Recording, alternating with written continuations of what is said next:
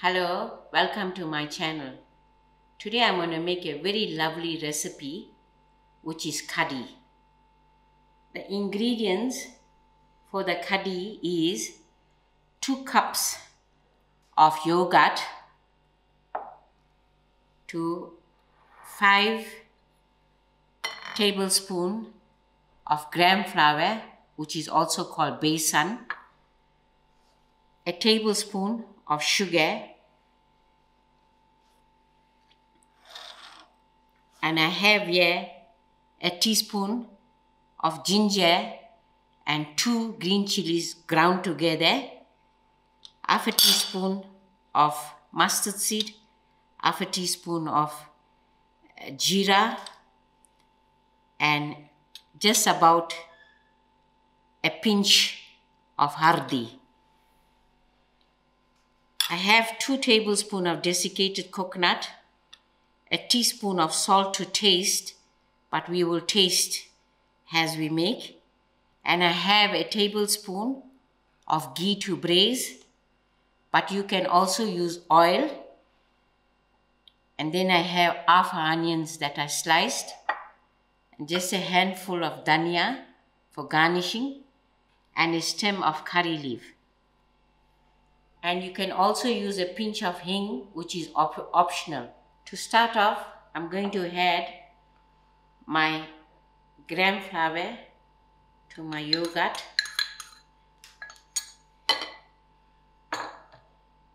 and then my sugar, my salt, my desiccated coconut,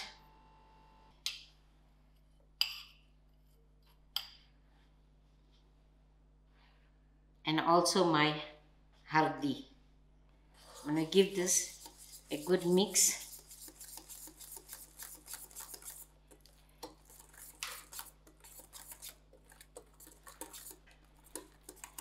And here I have a liter of water, of which I'm going to use half for the moment and use it accordingly to how the thickness I need.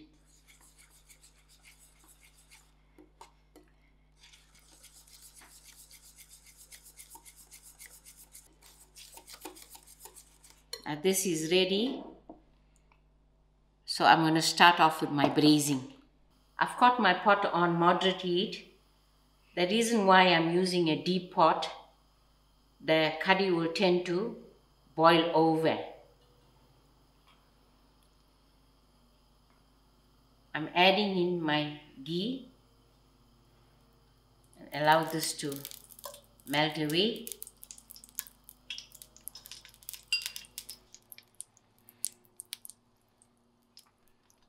Now the ghee has melted away, so firstly I'm going to put in my onions to fry. I'll allow this onions to fry out till it's soft. My onions are turning brown, so adding in my ginger, my chilies that crushed together.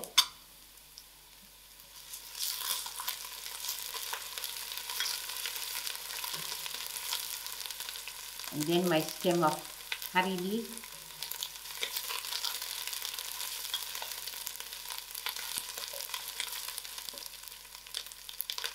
To this I had my whole jeera and my mustard seed.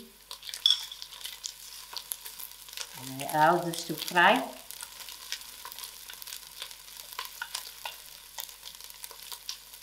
Till it pops.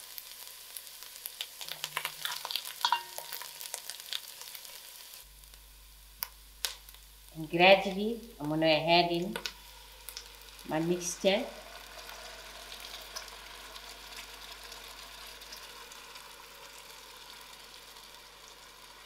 And continue stirring this.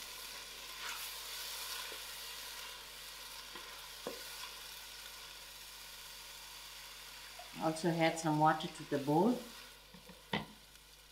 so that I get all this mixture into the cooking.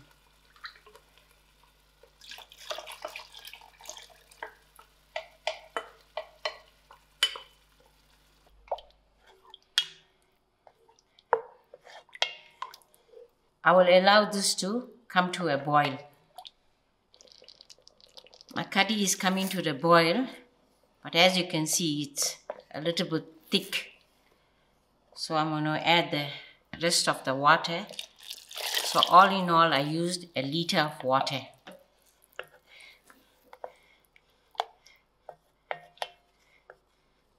You had to keep stirring so it won't catch to the bottom. Now our kadhi is done. This was another quick and amazing meal. Now I'm going to add in my dhania before switching the stove off. And yes, we tasted the salt and we had to adjust our salt to another ½ teaspoon of fine salt.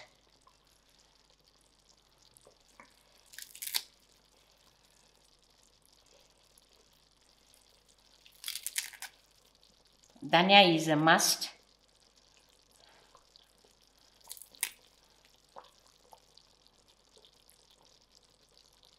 And now the kadhi is done and I'm going to switch the stove off and I'm ready to serve.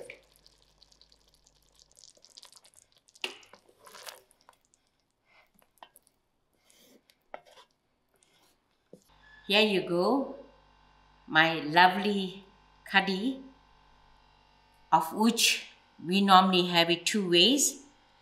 I prepared some lovely kitchree to go with it, and thereafter I made bhajia. We usually, when the kadhi is already done, then we pour our kadhi into our bhajia.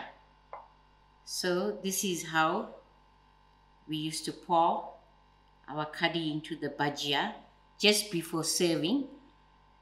So the bhajia will still stay nice and crispy.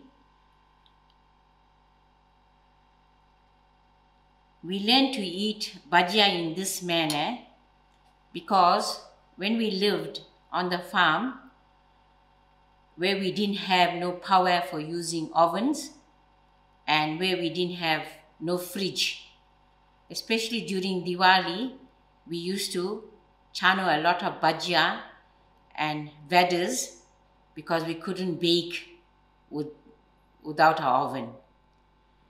So when we got tired of eating much of them, before the next day it spoils, my mother used to make a lovely beautiful kadhi and pour the kadhi over the bhajia, and that was absolutely wonderful. It used to amaze me how they used to save so much of food in spite of not having power to save the food in fridges. Thank you all so much and enjoy.